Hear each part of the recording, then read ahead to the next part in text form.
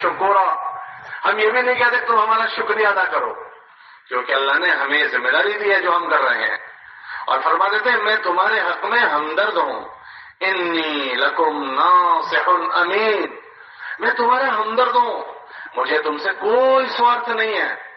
آدمی ہمدردی کی بات کرتا ہے تو آدمی سوچتا ہے کہ بھئی اس کے بعد کیا ہوگا، لاگڑی شیل بات کرتا ہے اس کے بعد کیا ہوگا، کہ کچھ نہ کچھ اپنا حصہ مانگے گا۔ تو اللہ کے نبی علیہ السلام سے فرما دیا کہ آپ لوگوں سے کہو ہم تم سے جو لاگڑی کرتے ہیں اس کے پیچھے ہماری کوئی غرض نہیں، کوئی سوارتھ نہیں، لا نرید منکم جزاء ولا شکورا۔ یہ مبارک محنت بھی اللہ نے چلائی، اس مبارک محنت کے کرنے والے بھی ہم سے چائے کی پیالی بھی نہیں مانگتے، اور اگر وہ مانگے تو پھر وہ تبلیغ والے نہیں ہیں، وہ اور کچھ ہے کہ یہ محنت در در کے ٹھوکر کھانا، ایک ایک کے پاس جانا، ایک ایک کے محنت سماجت کرنا، خوشامد کرنا، کیوں؟ تاکہ اس اللہ کے بندے کو اچھا جیون مل جائے، اچھا جیون۔ اس لیے کہ اللہ پاک نے ہر انسان کے جینے کے طور طریقے بتائے ہیں، وہ طور طریقے اس باڈی کو بنانے والے نے بتائے ہیں اور اسی نے بنائے ہیں۔ اگر اس کے مطابق وہ اس جیون کو کر دے گا تو اس کو خوشحال زندگی ملے گی، اور اگر اس کے مطابق نہیں کیا تو دنیا میں جیسے کوئی آدمی مشین بناتا ہے، اس کے چلانے کے طور طریقے سمجھاتا ہے کہ اس مشین کو ایسے چلانی۔ کوئی آدمی میرے جیسا بے وقوف یہ کہے بھائی میں نے یہ 5 لاکھ کی 50 لاکھ کی مشین خریدی ہے، اس میں آپ کی کیوں مانوں، اس کو تو میں اپنی مرضی سے چلاؤں گا۔ اور گاڑی لایا تھا پیٹرول والی اور اس میں کہہ رہا ہے بھائی میری مرضی اس میں چلے گی، میں اس میں ڈیزل ڈالوں گا۔ ارے بھائی آئل کی جگہ میں پیٹرول ڈالوں گا، تم کیوں نہ ہو کہنے والے؟ تو اچھا بھائی بتاؤ 50 لاکھ کی گاڑی ہو کہ کروڑ والی گاڑی ہو چلے گی؟ یہ گھر میں اے سی لایا، وائر فٹنگ کرنے کی ترتیب ہے، وہ کہہ رہا ہے کہ جی آپ کی نہیں چلے گی، میں نے پیسے خرچ کیے ہیں، میں اپنی مرضی سے جیسے چاہوں گا کروں گا، لال کی جگہ پیلا لگا دو، پیلے کی جگہ لال لگا دو، آپ کون ہوتے ہیں کہنے والے؟ جی مشین چل جائے گی۔ جیسے دنیا کے یہ مشین ہے، اس کے بنانے والے نے اس کے ضابطے اور اصول بتائے، ایسے اس باڈی کو بنانے والے نے بھی اس کو چلانے کے اصول اور ضابطے سمجھائے۔ اگر اس کو اس ضابطے میں چلا جائے گا تو ہر ایک کو مزے کا جیون مل جائے گا، کیونکہ دین جو ہے دین وہ راحت بن کر اللہ نے دیا۔ دین نے کیا رکھا کہ انسانوں کے نفعوں کی جو چیزیں تھیں، جو نفعوں کی چیزیں تھیں، اللہ نے اس کو دین کا نام دے کر اتار دیا۔ جو انسان کے نفع پہنچانے والی چیزیں، اللہ نے اس کو دین بنا کر اتارا۔ اس کے علاوہ اور کوئی چیز نہیں ملے گی۔ انسانوں کو راحت کیسے پہنچے، وہ چیزوں کو اللہ نے دین کا حصہ بنا دیا۔ دیکھو یہاں بہت بڑا مجمع بیٹھا ہے، اس میں کچھ باپ بھی ہوں گے، کچھ بیٹے بھی ہوں گے۔ کیا کوئی باپ یہ چاہتے ہیں کہ میرا بیٹا میرے ساتھ بدتمیزی کرے؟ کیا کوئی باپ یہ چاہتا ہے کہ میرا بیٹا مجھے چانٹا مار دے؟ کیا کوئی باپ یہ چاہتا ہے میرا بیٹا اور کوئی حرکت میرے ساتھ کرے؟ یہ نہیں چاہتا۔ تو اسی بھاگ کو اللہ نے دین بنا دیا۔ بیٹے کو حکم دیا کہ تیرے باپ کا کیا درجہ ہے، کہ تیرے باپ کو سے پہلے آگے مت چل، تیرے باپ سے پہلے مت بیٹھ، اور جب بات کرے تو تیرے باپ کے سامنے آواز مت بلند کر، یہاں تک کہ اونگ کر کے اپنے باپ کے سامنے بات نہ کر۔ اگر اس بیٹے میں یہ دین آ گیا تب اس کے باپ کو راحت ملتی چلی جائے گی۔ ڈگلے نے پگلے، حضرت حسین رضی اللہ تعالیٰ عنہ ابا کے ساتھ کھانے بیٹھے تھے، حضرت علی رضی اللہ عنہ کے ساتھ، نیوالا اٹھانے کے موقع پر رکے ہوئے ہیں کہ تھالی میں بوٹی ہے، کیوں آپ رک گئے ہیں؟ کہ ہو سکتا ہے میرے ابا وہ کھانے کی تمنا کرتے ہوں اور وہ میں اٹھا لوں۔ راستہ چل رہے ہیں تو کبھی بیٹا آگے جا رہا ہے، کبھی پیچھے جا رہا ہے۔ پوچھنے والے نے پوچھا آپ کیوں ایسا کر رہے ہیں؟ کہ جی میرے ابا کے اس زمانے میں کچھ دشمن ہیں، تو میں کبھی یہ محسوس کرتا ہوں کہ میرے ابا پر آگے سے حملہ ہوگا تو وہ حملہ مجھ پر ہو، میرے باپ پر نہ ہو، اور میرے باپ کے اوپر کوئی دشمن اگر مجھے محسوس ہوتا ہے کہ پیچھے سے حملہ ہوگا تو میں یہ سوچتا ہوں میرے اوپر پہلے حملہ ہو، میرے باپ پر حملہ نہ ہو۔ کہ یہ لاگڑی اللہ نے دین کے راستے سے بھری، کہ اگر ان اولادوں میں یہ چیز آ گئی تو اس کا باپ کبھی دکھی نہیں ہوگا، کیونکہ اللہ نے دین کے راستے سے بچوں کو سمجھایا کہ تمہارا اللہ تم سے اس وقت تک راضی نہیں ہوگا جب تک کہ تمہارے ماں باپ تم سے راضی نہ ہو۔ کہ ماں باپ کی لاگڑی بچوں کو دین کے راستے سے سمجھائی۔ اگر اس دین کے راستے سے لاگڑی نہ سمجھائی جائے تو دنیا میں کوئی ایسی جگہ نہیں ہے جو ماں باپ کی اس طرح کی لاگڑی سمجھا دے۔ اس میں بہت سارے بچے بیٹھے ہوں گے. کیا کوئی بچہ چاہتا ہے کہ اس کی پرورش اس کا باپ نہ کرے، اس کی پرورش میں غفلت برتے؟ کوئی نہیں چاہتا. اس کا نام اچھا نہ رکھا جائے. ہر آدمی چاہتا ہے میری پرورش اچھی ہو، میرا نام اچھا ہو. کیا کوئی بیٹا ایسا چاہتا ہے کہ مجھے ایسی چل چلاؤ لڑکی سے نکاح کروا دے؟ کوئی نہیں چاہتا. تو اللہ نے باپ کا دین یہ بنایا کہ بچہ پیدا ہو تو اس کا اچھا نام رکھ، اچھا نام رکھ. جب اس کی تربیت ہو تو اس کی تو اچھے سے اچھی تربیت کریے. باپ کے بھاگ میں اس کا دین بنایا. اور پھر اس کے بعد جب اس کے نکاح کی باری آئے تو اچھی لڑکی کے ساتھ تو اس کا نکاح کروا. یہ لڑکے کا دین ہے. جو وہ چاہتا ہے وہ اس کے ماں باپ کے ذمہ قرار دیا کہ جو انسانوں کے نفع کی چیز تھی باپ کے لیے وہ ماں باپ کے لیے بتائی، جو بچوں کے لیے تھا اس کو دین کے راستے سے نفع کی شکل بتا دی. ہم سب یہاں ایک محلے میں اگر مان لو رہتے ہیں تو کیا کوئی یہ چاہتا ہے کہ اس کا پڑوسی ایسا ہو جو لچا لفنگا ہو، اس کی غیر حاضری میں اس کے گھر کی ہیرا پھیری کرے؟ کوئی نہیں چاہتا. تو اللہ کے نبی علیہ السلام نے فرمایا کہ وہ مسلمان نہیں جو جس سے اس کا پڑوسی اس کی تکلیفوں سے مطمئن نہ رہے. کہ کوئی پڑوسی کسی پڑوسی کو دکھ نہیں دے گا، بلکہ پڑوسی کے حقوق میں یہ بتایا کہ اس کی طرف سے آنے والی تکلیفوں کو برداشت کیا جائے، اس کا لحاظ کیا جائے، اس کا خیال کیا جائے. اگر وہ بیمار ہو جائے تو اس کی عیادت کی جائے، اس کے گھر میں خوشی ہے تو اس کو مبارکباد دی جائے. اگر وہ دکھ میں آ گیا اور تم سے قرضہ لینے آیا ہے، تمہاری استعداد ہے تو اس کا تعاون کیا جائے. کہ پڑوسی کا سکھ کا بھاگیدار بنے، اس کا دکھ کا بھاگیدار بنے. ہم یہ چاہتے تھے کہ ہمارا پڑوسی ہمارے لیے ایسا ہو. اللہ نے ان ساری چیزوں کو دین بنا کر اتارا ہے. ابھی نکاح کی ایک تقریب ہو رہی ہے، کچھ بچے نکاح کے دیے تھے، یہاں تشریف لائے ہیں. اب یہ تو بچے نکاح کر لیتے ہیں تو ہم سوچیں کہ نکاح میں اللہ نے ہمارے لیے کیا چیز رکھی. کہ دین، یہ جتنے بھی چیزیں ہیں دین میں وہ انسانوں کے نفع کی چیزیں اللہ نے دین بنا کر اتارا ہے. سیٹ اور نوکر ہوتا ہے، کوئی یہ سیٹ نہیں چاہتا کہ اس کا نوکر اس کے ساتھ خیانت کرے اور اس کے دکان میں ہیرا پھیری کرے. تو نوکر کے دین میں اس کو دین بنایا کہ وہ امانت دار ہو، وہ کامچور نہ ہو، قوی الامین، وہ قوی ہو، اپنی پوری طاقت لگائے کام میں، اور وہ امانت دار رہے، سیٹ کے کام میں ہیرا پھیری نہ کرے. اس کو دین بتایا. اب اگر اس کے نوکر میں وہ دینداری ہے، وہ کام چور نہیں ہوگا، وہ مال چور نہیں ہوگا، بشرطے کہ اس کے اندر یہ دینداری آ جائے. سیٹ کے لیے فرمایا کہ تو اپنے نوکر سے اس کی استعداد سے زیادہ کام نہ لے، اور جب اس کے پیشانی کا پسینہ سوکھے اس سے پہلے اس کی مزدوری دے دے. تو اگر یہ دین آقا میں آ گیا کبھی اس کا نوکر دکھی نہیں ہوگا. سیٹ کا سیٹ میں آ جائے، نوکر کا نوکر میں، کوئی راجا بن گیا تو راجا کا حکم ہے کہ تو اپنی پرجا کے ساتھ انصاف کا معاملہ کر. ایسا نہ ہو جائے کہ کسی کی محبت یا کسی کی دشمنی تجھے حق اور انصاف سے ہٹا دے. کہ تجھے اللہ نے راجا بنایا، آدمی یا تو محبت میں بارڈر چھوڑ دیتا ہے یا تو دشمنی میں چھوڑ دیتا ہے. تو اس کا حکم یہ دیا اور پھر فرمایا کہ اگر تو نے یہ کام کیا تو ہم تجھے کیا دیں گے کہ کل قیامت کے دن سب لوگ تپتی ہوئی زمین پر ہوں گے، سورج سوا نیزے پر ہوگا، لوگ پسینے میں شرابور ڈوبے ہوئے ہوں گے. ایسے میں ہم تجھے اپنے عرش کے نیچے جگہ دیں گے، اپنے عرش کے نیچے. پرجا کو حکم دیا تم اپنے راجا کے ساتھ کیسے رہو گے کہ تمہارا حاکم ہے، تمہارا بڑا ہے، اس کی عزت کرو، اس کا احترام کرو. تمہیں اس کی بات ماننی ہے. اللہ نے قرآن میں حکم دیا اللہ کی بات مانو، رسولوں کی بات مانو اور اپنے بڑوں کی بات مانو. اب اگر اس پرجا میں دین ہے تو وہ اس کا راجا اپنی پرجا سے سکھ شانتی کے ساتھ رہے گا، ورنہ کبھی بھی پرجا بغاوت کر سکتی ہے. اگر راجا میں دین نہیں ہے تو راجا کبھی بھی کچھ بھی کھیل کھیل سکتا ہے. اللہ پاک نے پورا دین جس میں انسانوں کا نفع ہے اس کو دین کا بھاگ بنا کر اتارا ہے. نبیوں نے انسانوں کو یہ سمجھایا ہے کہ اگر یہ چیز وجود میں آ گئی تو تمہاری دنیا میں خوشگواری آ جائے گی، خوشحالی آ جائے گی، اور اگر نہیں ہوا تو اس خوشحالی کو کوئی نہیں لا سکتا.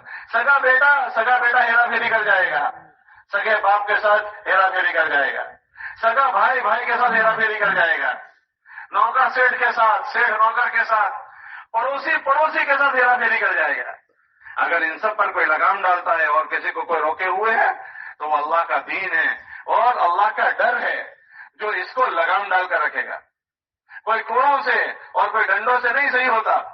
اگر کوڑوں سے, ڈنڈوں سے اور جالوں سے صحیح ہو جاتا تو پچھلے زمانے کے مقابلے میں آج کے زمانے میں جیلیں بڑھ گئی. لیکن کیا جیلوں کے بڑھنے کے بعد جرائم کم ہو گئے ہیں؟ دنیا میں جیلوں کے بننے کے بعد جرائم کم نہیں ہوئے ہیں. روز جرائم بڑھتے ہی جا رہے ہیں. کورٹ کیسوں سے بھری ہوئی ہے, جیلیں بھر چکی.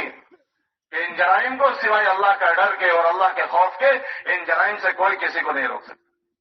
اگر اللہ کا ڈر اندر آ جائے تو کتنا بھی بڑا بادشاہ بن جائے. امیر المومنین عمر رضی اللہ عنہ کرسی پر بیٹھے ہیں.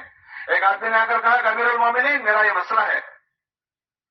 تو امیر المومنین نے کہا کہ میں جب اس کام کے لیے بیٹھتا ہوں تب تو آتا نہیں, اور جب میں اپنے کام میں مشغول ہو گیا آ کر مجھے پریشان کرتا ہے.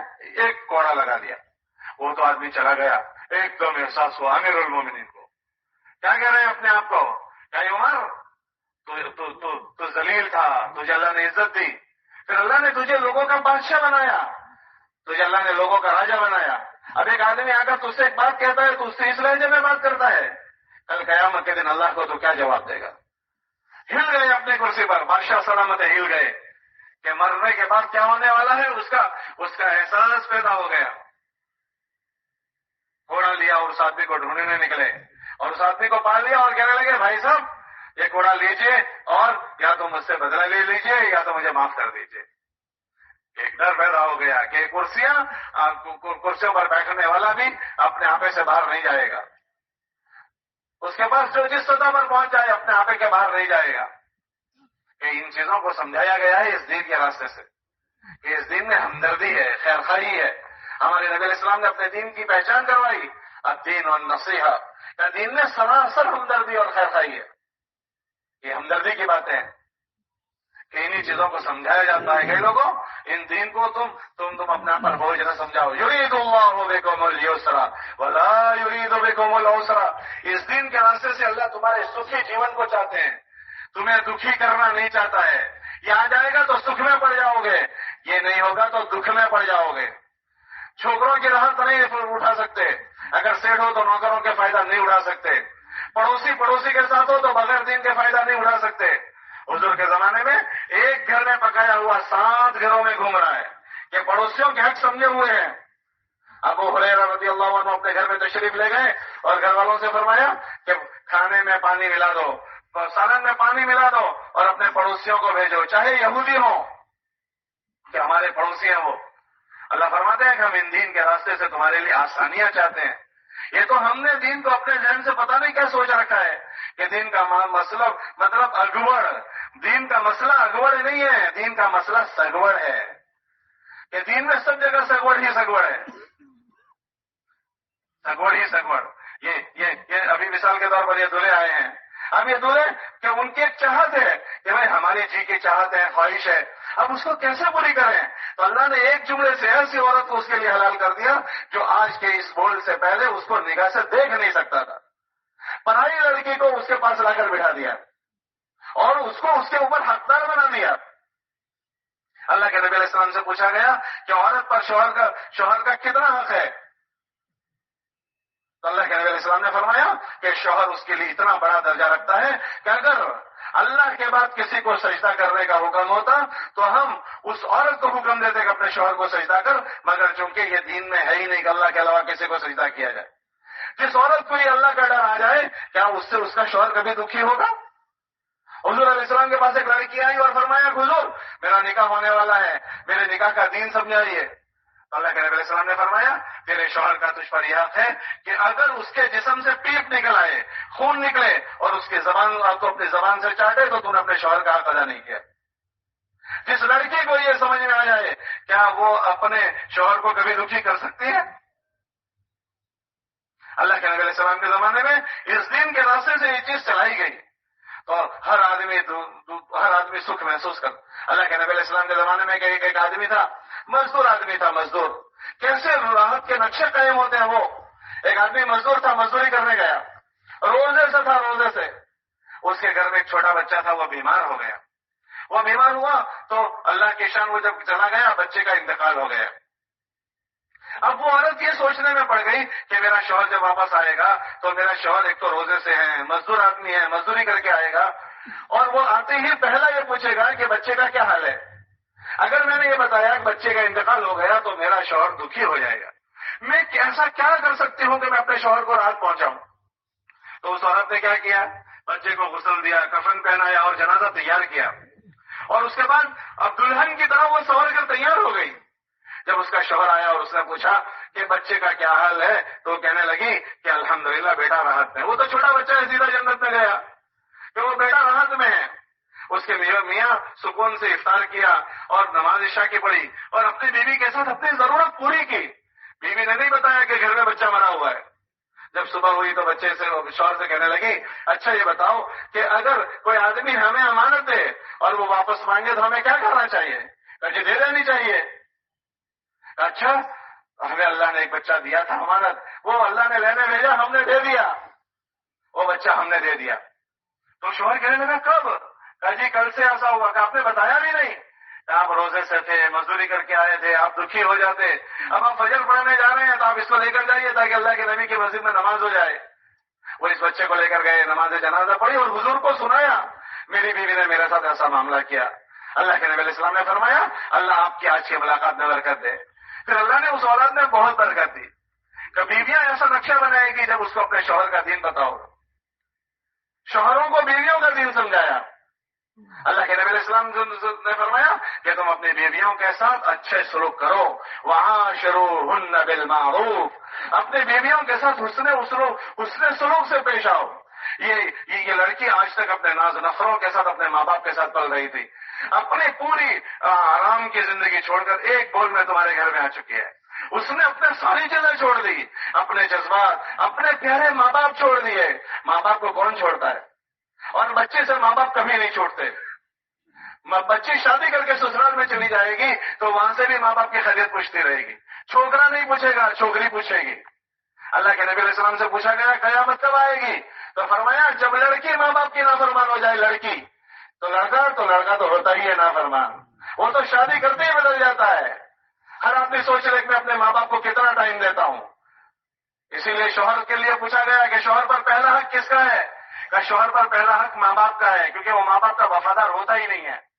لڑکی کے لیے پوچھا گیا کہ لڑکی پر پہلا حق کس کا ہے؟ کہ لڑکی پر پہلا حق شوہر کا ہے کہ وہ سسرال میں جا کر بھی ماں باپ سے کٹتی نہیں ہے، وہ ماں باپ سے جڑی ہوئی ہے. تو فرمایا کہ اس کے اوپر سب سے پہلا حق ماں باپ اس کے شوہر کا ہے. وہاں جائے گی تو بھی امی کو فون کرے گی امی کیسی ہو، خیریت سے ہو، طبیعت آپ کی ٹھیک ہے، امی دوائی لی، ابو نے دوائی لی، ابو کیسے ہیں؟ آپ دیکھ لینا آپ کی بیٹیوں کے فون آتے ہیں کہ بیٹوں کے فون آتے ہیں. تو بیٹی کو فرمایا کہ بیٹی کے اوپر پہلا حق شوہر کا ہے. بیٹوں سے فرمایا تیرے اوپر پہلا حق تیرے ماں باپ کا ہے، کیونکہ وہ بیوی کا ہو جاتا ہے، نیا رشتہ آیا اسی کا ہو جاتا ہے. اس لیے مولوی صاحب ابھی نکاح کی آیتیں پڑھیں گے، اس میں پہلی آیت میں پڑھتے ہیں اتقوا اللہ الذی تساءلون بہ والارحام. او دولہے میاں سنو، یوں کہہ رہے ہیں سنو، تم ایک نئے رشتے کا بہت دنوں سے انتظار کر رہے تھے. آج تمہاری امنگیں پوری ہو رہی ہے، لیکن اس رشتے سے تمہارے کئی نئے رشتے بننے والے ہیں. ایسا نہ ہو کسی نئے رشتے کے تم ہو جاؤ. ہم نے بہت سارے رشتے پہلے سے تمہارے بنا کر رکھے ہیں، پیٹ کے رشتے. ایسا نہ ہو جائے اس نئے رشتے کے مگن میں تم کھو گئے اور اپنے پیٹ کے رشتوں کو بھول گئے. والارحام، کہ ہم نے پیٹ کے رشتے پہلے ہی بنائے ہیں. شادی ہونے کے بعد سسرال کے سب کام اچھے لگتے ہیں، جہاں بیوی آوے اس کے سارے کام اچھے لگتے ہیں. پھر بہنوں کے کام اچھے نہیں لگیں گے، سگے بھائی کے نہیں لگیں گے، سالے کے اچھے لگتے ہیں، سالیوں کے اچھے لگتے ہیں. حالانکہ سالی حرام ہے، حرام. ہاں سالی حرام ہے. تو یہ فرمایا کہ ہم نے یہ پہلی ابھی مول صاحب پڑھیں گے، پہلی آیت میں پڑھیں گے انا خلقناکم من نفس واحدۃ. دلہے والوں، اے دلہن والوں، ایک ہی جان سے آدم اور حوا سے تم کو بنایا ہے. تم کوئی اونچ نیچ نہیں، تم میں کوئی چھوت اچھوت نہیں. تم سب ایک ماں باپ کی اولاد ہو. کوئی کسی کو اونچا نہ بتائے، کوئی کسی کو نیچا نہ بتائے. تو تیرے پیسوں سے بڑا نہیں ہو گیا، تو اپنی مالداری سے بڑا نہیں ہو گیا، وہ اپنی غریبی سے چھوٹا نہیں ہو گیا. انا خلقناکم من نفس واحدۃ وخلق منها زوجها. تجھے جس پانی سے بنایا ہے اسی پانی سے تیری بیوی کو بنایا ہے. اور ہم نے تمہارے اندر خاندان قبیلے بنائے، وجعلناکم شعوبا وقبائل لتعارفوا، تمہارے یہ پٹھان، یہ سید، یہ شیخ، یہ گھانچی، یہ فلاں، یہ میمن، یہ اوڑھ کھان کے لیے، اوڑھ کھان کے لیے، اس سے ادھک اس کا کوئی درجہ نہیں، کوئی کسی کو چھوٹا بڑا نہ بتائے۔ ابھی مولوی صاحب پہلی آیت میں پڑھیں گے، کیوں کہ نکاح کے بعد کوئی آدمی آنکھیں نہ نکالے میں ایسے خاندان کا تو ایسے گھرانے کی، انا خلقناکم من نفس واحدۃ وخلق منها زوجها وبث منهما رجالا كثيرا ونساء، اتقوا اللہ، اللہ سے ڈرنا، بے باؤ مت کرنا، اتقوا اللہ الذی تساءلون به والارحام، اپنے پیٹ کے رشتوں کو مت بھول جانا، آج تمہارا رشتہ جوڑ رہا ہے۔ یہ دوسری آیت میں مولوی صاحب پڑھیں گے، اتقوا اللہ وقولوا قولا سدیدا، یہ تمہارا رشتہ ہو گیا، اب پھر فیملی سنسار چلے گا، ہو سکتا ہے کبھی مت بھید ہو جائے، میاں بیوی میں مت بھید ہو جائے تو تم اپنے چھوکروں کی ہمدردی کرو گے، تم اپنے چھوکروں کی طرفداری کرو گے، تم اپنی چھوکری کی طرفداری کرو گے، خبردار اگر طرفداری کی تمہارے اندر واد نہیں ہونا چاہیے، برادری واد، قوم واد، خاندان واد، کچھ نہیں، اتقوا اللہ، اللہ سے ڈرنا، وقولوا قولا سدیدا، کبھی اگڑیس ویس ہو جائے انصاف کی بات کرنا، انصاف کی بات کرنا، ایسا نہ ہو جائے کہ تم بعد میں چلے گئے، بچی غلطی پر ہے پھر بھی اس کا پکش لے رہے ہیں، چھوکرا غلطی پر ہے پھر بھی اس کا پکش لے رہے ہیں، اگر ایسا کیا اور تم نے پکش لے لیا تو اللہ فرماتے ہیں کہ تمہارے اعمال برباد ہو جائیں گے، اور اگر تم نے انصاف سے برتاؤ کیا تو، اگر انصاف سے برتاؤ کیا، یصلح لکم اعمالکم ویغفر لکم ذنوبکم، یہ تمہارے اعمالوں کو برباد ہونے سے بچا لے گا کہ تمہارے اندر انصاف ہے۔ پھر مولوی صاحب ایک آیت اور آگے پڑھیں گے، اتقوا اللہ، اللہ سے ڈرنا، ولا تموتن الا وانتم مسلمون، کہ اس حال میں تمہاری موت آئے کہ تم مسلمان ہو۔ تینوں آیتوں میں اللہ سے ڈرایا، نکاح کرنے والوں سے اللہ سے ڈرنا، کیونکہ اگر اللہ کا ڈر ہے تو ہی وہ اپنے اوپر لگام ڈالے گا، اور اگر اللہ کا ڈر نہیں ہے تو برادری کی لگام، قوم کی لگام، سماج اور سوسائٹی، ساسو سسرے کی لگام۔ آج میں دیکھتا ہوں سماج میں اکثر ساسو سسرا بیچ میں آتا ہے۔ اللہ کے نبی علیہ السلام کے 11 نکاح ہوئے ہیں، 11 نکاح میں آپ کہیں بھی ساسو سسرے کو بیچ میں نہیں دیکھو گے، کوئی اوڑھتا نہیں ہے کہ ساسو سسرے کا کیا نام تھا۔ یہ 4 5 6 جانتے ہیں کہ دو خلفائے راشدین میں 2 داماد ہیں، اور 2 کے حضور کے 2 داماد اور حضور 2 کے داماد، یہ 4 کو جانتے ہیں، اور ایک ابو سفیان کو جانتے ہیں اور ایک کو جانتے ہیں، باقی کوئی 11 میں سے کسی کو جانتا ہی نہیں، کہ ان کو چین سے جینے دو، ساسو سسرے تم چین سے جینے دو، بیچ میں ڈسٹرب مت کرو، ساسو کا کام نہیں کیا تو مسئلہ، سسرے کا کام نہیں کیا تو مسئلہ، یہاں نہیں کیا تو مسئلہ، وہاں نہیں کیا تو مسئلہ، آنے والی لڑکی پر ساسو سسرے کا کچھ نہیں، ہاں اس کو ہم یہ سمجھائیں گے کہ تیرے ماں باپ نہیں ہیں مگر ماں باپ سے کم بھی نہیں ہیں، اگر تو نے ان کے سوا خدمت کی تو کل یہ تو بھی ساسو بنے گی، جیسی کرنی ویسی بھرنی، اگر تو نے اچھے کرتوت کیے ہیں کل تو بھی ساسو بننے والی ہے، تیرے بھی داماد آنے والے ہیں، تجھے اچھا تیرا بدلہ ملے گا، اور اگر نہیں کیا تو ہنسی ہنسی نے کریلا پاپ، رڑی رڑی نے بھوگوا پڑشے، یہ بھلا نہیں دیا جائے گا، یہ سب محفوظ ہوتا ہے،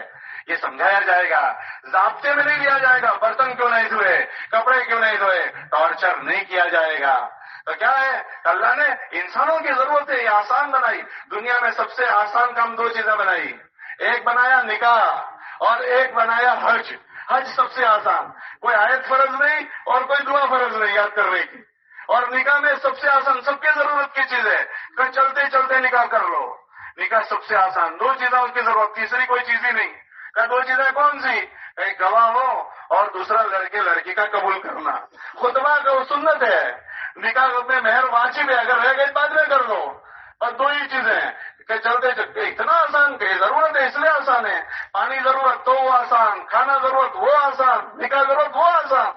ایک صحابی ایک دوست کو لے کر گئے کہ فلاں گھر میں چل میرے ساتھ رشتہ کرنے کے لیے، وہ دونوں گئے، گھر والوں سے بات کی، گھر والے کہنے لگے وہ جو باہر کھڑا ہے وہ تو ہمیں پسند نہیں ہے، اچھا تو پھر تم آئے ہو تم پسند ہو، میں پسند ہو، بیٹھ جاؤ، نکاح پڑا باہر آئے، وہ باہر کھڑا تھا، اس نے پوچھا کیا ہوا، کہا ہو گیا، کہا کیا ہوا، کہا تم پسند نہیں آیا میں پسند آ گیا، ہاں اتنا آسان نکاح تھا، یہ ضرورت کی چیز ہے، ہم نے اس میں بریکٹ لگا دیے لوازمات، اس لوازمات کی وجہ سے یہ اتنا آسان اتنا مشکل ہو گیا کہ لڑکیاں بالغ ہونے کے بعد گھروں میں بیٹھی رہتی ہیں۔ ہمارے سماج اور سوسائٹی کے رواجات اس نے نکاحوں کو اتنا بھاری کر دیا کہ وقت پر نکاح نہ ہونے کی وجہ سے دنیا بھر کے خرافات ہمارے بیچ میں گھس گئے۔ ارے بھائی جب صبح کھایا ہے شام کو تو بھوک لگنی ہی لگنی ہے، اور شام کو کھانا نہیں ملے گا تو میں کچھ بھی کروں گا۔ ایسے جب لڑکے کی عمر ہو گئی اس کو کھانا چاہیے، لڑکی کی عمر ہو گئی وہ اپنی ضرورت پورا کرنا چاہے گی۔ اگر اس کے ماں باپ اس کو لیٹ کریں گے اور وہ اگر گناہوں میں مبتلا ہوئی اس کے ذمہ دار اس کے ماں باپ ٹھہریں گے۔ اسی لیے اللہ کے نبی علیہ السلام نے فرمایا 3 چیزوں میں دیری نہ کرو، اس میں جب لڑکی بالغ ہو جائے فوراً نکاح کروا دو۔ ہم یہ سوچتے ہیں کہ لڑکا اپنے پیروں پر کھڑا نہیں ہوا اور اس کے پیروں پر کھڑا ہو جائے گا تب کروائیں گے۔ اللہ قرآن میں فرماتے ہیں وَأَنكِحُوا الْأَيَامَ مِنكُمْ وَإِمَائِكُمْ کہ تم اپنی بیواؤں کے نکاح کروا دو، اپنی لڑکیوں کے نکاح کروا دو۔ إِن يَكُونُوا فُقَرَاء اگر وہ غریب ہیں ہم مالدار کر دیں گے۔ وہ آتے ہی اس کا نصیب لے کر آئے گی، اس کے چھوکرے نصیب لے کر آئیں گے۔ ہم نے ان کے نصیبوں کو تالے لگا دیے کہ شادی نہیں کرواتے، وہ بچہ فقر و فاقہ سے نہیں نکلتا۔ حضور علیہ السلام کے پاس ایک آدمی آیا کہ میں حالات میں ہوں، کا نکاح کر لو، پھر بھی حالات دور نہیں ہوئے کہ دوسرا نکاح کر لو، پھر حالات نہیں ہوئے کہ دوسرا تیسرا نکاح کر لو، کہ وہ آنے والی کوئی نہ کوئی نصیب لے کر آئے گی۔ اللہ کے علی قرآن میں فرما رہا ہے، قرآن اور ایک ہماری بدھی ہے، ایسا ہوگا تو ایسا کریں گے۔ اور قرآن فرماتا ہے کہ جب نکاح کی عمر ہو جائے نکاح کروا دو، اگر وہ غریب ہیں ہم اپنے قدرت سے اسے مالدار کر دیں گے۔ اس لیے اپنی لڑکیوں کو وقت پر نکاح کروا دو۔ ہم ان کو سیٹل ہونے میں ان کے اندر خرافات پیدا کر دیتے ہیں۔ آج کے ماحول میں دیکھو ابھی تو رشتہ بھی نہیں ہوتا، موبائل لے لیتے ہیں، لڑکا لڑکی بات کرتے ہیں۔ کیا آپ یہ سمجھتے ہیں کہ جب باتیں شروع ہوگی تو آگے کچھ نہیں ہوگا؟ کتابوں میں آتا ہے جہاں ایک لڑکا اور لڑکی جمع ہوتا ہے وہاں تیسرا شیطان ہوتا ہے۔ تیسرا شیطان ایک مرتبہ ابو بکر صدیق رضی اللہ تعالیٰ عنہ اپنے گھر میں بیٹھے تھے، ان کی بیٹی حضرت عائشہ رضی اللہ تعالیٰ عنہ بیٹھی ہوئی تھی، دونوں بیٹھے تھے۔ اللہ کے نبی تشریف لائے، ایک صدیق ہے اور ایک صدیقہ ہے، ایک صدیق اور ایک صدیقہ دونوں کا اکیلے بیٹھے دیکھا۔ فرمایا اچھا تم دونوں اکیلے تنہائی میں بیٹھے ہو، کاش کہ تمہارے بیچ میں کوئی تیسرا آدمی ہوتا کہ شیطان اس میں کام کر جائے گا۔ ایک مرتبہ حضرت عمر کو دیکھا کسی آدمی نے کہ اپنے گھر کے دروازے پر بیٹھے ہیں، وہ بازار جا رہے تھے، واپس آئے تو دیکھا دوبارہ وہیں بیٹھے ہیں۔ کہا عمر آپ ایسے نہیں بیٹھا کرتے، یہاں کیسے بیٹھے ہو؟ تو فرمایا کہ گھر میں میری بیٹی آئی ہوئی ہے، وہ اکیلی ہے، حضرت حفصہ۔ عمر کون ہے؟ جس سے شیطان جس گلی سے عمر چلا جائے وہاں سے شیطان بھاگ جاتا ہے۔ عمر کہہ رہے ہیں کہ میرے گھر میں بیٹی آئی ہے اور وہ تنہائی میں ہے، میرا جی نہیں چاہتا کہ میں اس کے ساتھ وقت گزاروں، اس لیے یہاں بیٹھا ہوں۔ علماء نے لکھا 7 مردوں کے لیے 7 عورتیں ہیں، غلطی سے بھی اگر شہوت سے ان کو ہاتھ لگ گیا ہمیشہ کے لیے بیوی حرام ہو جاتی ہے۔ اس میں ایک بیٹی بھی ہے، غلطی سے ہاتھ لگا دیا شہوت والا، علماء سے پوچھنا بس رہے، اس کو کہتے ہیں حرمت مصاہرت، اور اگر طلاق ہو جائے تو اس میں تو ہلا حوالہ ہو کر بیوی واپس بھی آئے گی، اور اگر غلط ہاتھ پڑ گیا تو اس کے بعد تو ہمیشہ کے لیے بیوی حرام۔ بیوی کے لیے 7 مرد ہے، ان 7 مردوں پر اگر اس نے گناہ کے ساتھ ہاتھ ڈال دیا ہمیشہ کے لیے شوہر حرام۔ ہم نے دین نہیں سیکھا، یہ دین کے راستے سے جو باتیں سمجھائی جا رہی ہیں اچھا جینا جیون دینے کو کہا جا رہا ہے۔ کئی لوگوں اس دین کو سیکھو، اس دین کو سیکھ کر اپنے جیون میں آسانیاں پیدا کرو۔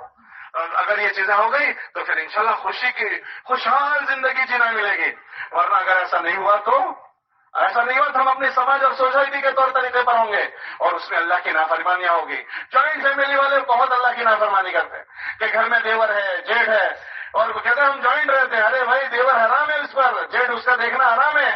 حضور سے پوچھا گیا کہ حضور دیور اور جیٹھ کا کیا حکم ہے؟ فرمایا وہ تو موت ہے، موت۔ باہر کا آدمی آ کر کوئی گناہ کرے گا تو 10 آدمی پوچھنے والے مل جائیں گے، جیٹھ گھر کے گھر میں برائی کرے گا، دیور کے گھر میں برائی کرے گا، اس کو کون پوچھے گا؟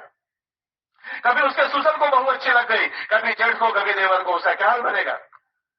اس لیے اس چیزوں کا دین اگر ہم نے نہیں سیکھا پھر ہمیشہ زندگی بھر آدمی بعض مرتبہ بیوی حرام ہو جاتی ہے، اب اس کے ساتھ زندگی بھر زنا کرتا ہے، اور جب اگر زندگی بھر زناؤں میں رہا پھر اس کی موت خطرے میں ہو جاتی ہے۔ وَلَا تَمُوتُنَّ إِلَّا وَأَنْتُمْ مُسْلِمُونَ کہ تم کفر کی موت مت کرنا، موت مت مرنا۔ جب یہ نکاح کا دین نہیں سیکھا ہوتا تو غلطیاں زندگیوں میں گھس جاتی ہے اور زنا کے ساتھ زندگی گزارتا ہے، پھر اس کا ایمان پر خاتمہ بھی مشکل ہو جاتا ہے۔ اس کے لیے بھائی کہتے ہیں کہ اللہ کے راستے میں آدمی جائے، دینی مزاج بنائے، دینی طبیعت بنائے، دینی فکر بنائے اور دینی مزاج کے ساتھ جینا سیکھے۔ اس لیے آج ماشاءاللہ ہم ان دلوں کو مبارکباد دیتے ہیں، اللہ ان کو نکاح جس طرح سادگی سے یہاں کیا، باقی بھی سادگی سے کرنے کے اللہ توفیق دے۔ اگر تم نے سادگی نہیں کی تو پھر تمہاری چولہے ہل جائے گی، چولہے۔ مولانا علی ایسا فرماتے تھے کہ جس نکاح میں سے سنت طریقے نکل جاتے ہیں، اللہ پاک ان کی اولادوں میں سے اطاعت اور فرما برداری ختم ہو جاتی ہے۔ لوگوں کو راضی رکھنے کے لیے اللہ کو ناراض مت کرنا۔ سب سے زیادہ زندگی کا بھاری دن آج کا ہے تمہارا، تمہاری زندگی کے پہلی اینٹ رکھ رہے ہو تم۔ اگر پہلی اینٹ اچھی ہو گئی پوری عمارت اچھی جائے گی، اور پہلی اینٹ خراب ہو گئی تو پوری عمارت میں آگ لگ جائے گی۔ اس آگ کو بجھانے کوئی نہیں آئے گا۔ تو جس طرح آپ نے یہاں سادگی سے کیا، آگے کے ساری ولیمہ بھی، اور یہ ولیمہ کرو، اللہ کو ناراض نہ کرو، خرافات نہ کرو، سب سلیقے سے کرو، تو انشاءاللہ نکاح بھی سکھ میں رہو گے اور نکاح کے بعد بھی سکھ میں رہو گے، ورنہ دکھ کے علاوہ کوئی پیج نہیں کھلے گا، رہو گے انشاءاللہ۔ اور ماں باپ سے بھی میری گزارش ہے، لوگوں کو راضی کرنے کے لیے اللہ کو ناراض مت کرنا، ورنہ اپنے بچوں کے گھر میں آگ لگ جائے گی۔ کرو گے اس کی فکر انشاءاللہ؟ اللہ توفیق دے، قبول فرمائے۔